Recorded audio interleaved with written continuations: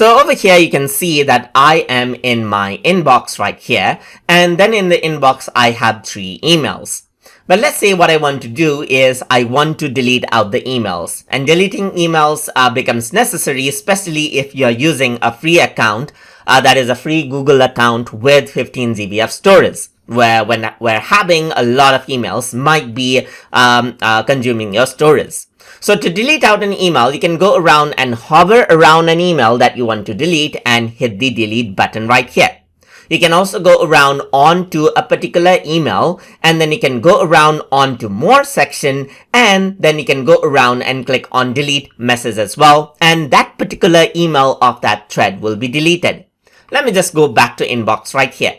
What I can also do to delete is I can go around and check out the emails that I want to delete in bulk, and then select out the delete button right over here as well. And all of the emails are deleted.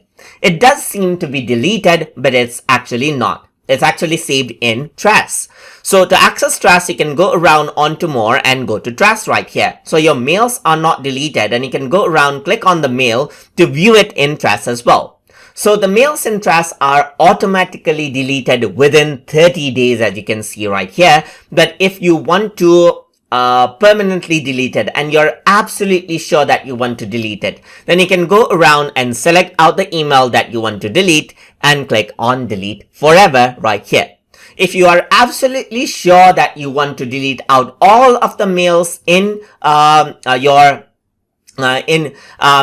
trash and you don't want to ever recover them, then you can go around and click on empty trash now right here. I'm not going to delete it because I feel like I need this email later on.